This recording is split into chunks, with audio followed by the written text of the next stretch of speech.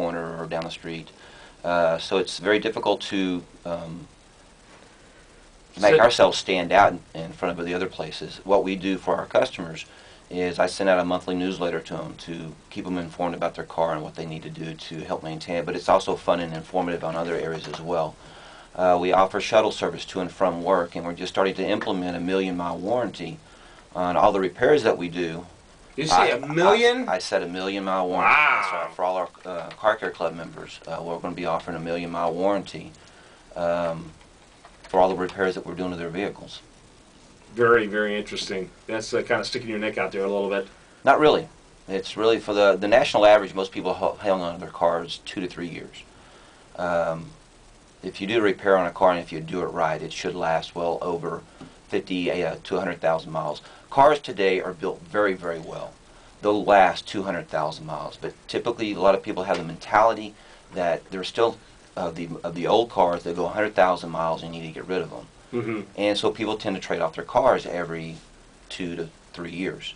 If it's a new car, they'll hang on to it because they get a long warranty. They might hang on to it a bit longer, but we won't typically see those cars initially. We'll see the cars that are 60,000 miles or above, and they tend to hang on to their cars 2 to 3 years. But even if it is a 1,000,000-mile warranty, even if they hang on to their cars a long time, we do such a quality repair on their cars that I'm really not scared of coming back if they come back 5 years or 6 years later of a water pump that we put on their car. And all the water pumps are lifetime anyway because we buy them from our manufacturers or from companies that offer us lifetime warranty. We put quality products on our cars so that they don't have to do the same repair twice. Obviously your brake jobs and your tune-ups and your oil changes and stuff like those are maintenance items that don't obviously fall in that category. That's correct. But any other repair, I'm not afraid of putting a 1,000,000-mile warranty on it, and I'll obviously set it on the air to everybody else. And that's how we stand out above all the other shops around town that are offering 12 months, 12,000 miles, or maybe 24 months, 24,000. But you're going to get really frustrated when you can see that there was 999,000 miles since that last repair.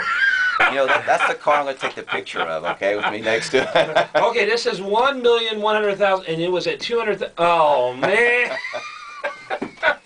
Why couldn't you wait for 1,000 miles before this thing could have broke down again? Golly, that would be worth taking a photo. It really would. That's pretty. That's a great warranty, though, and I think that says a lot about how you stand behind the work that you guys are doing. Well, if it goes 1,000,000 miles, and obviously the repair we did a very good job.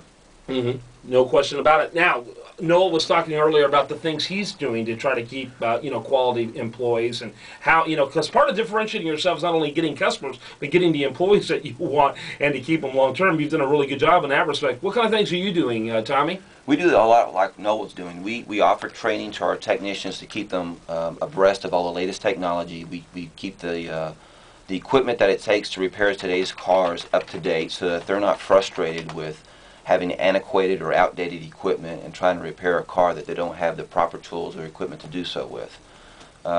We paid vacations, paid benefits, things like that. And then we try to give them a little bit of ownership, if you will, in what they do. We give them other recognitions other than just repairing the cars. When you say you give them other ownership, what do you do in that respect?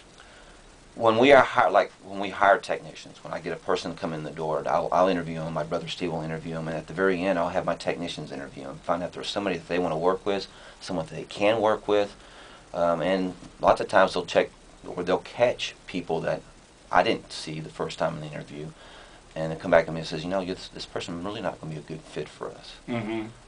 That's what I mean by giving them ownership. Well, that's interesting, and that's a luxury that I don't think every mechanic gets that. Kevin, we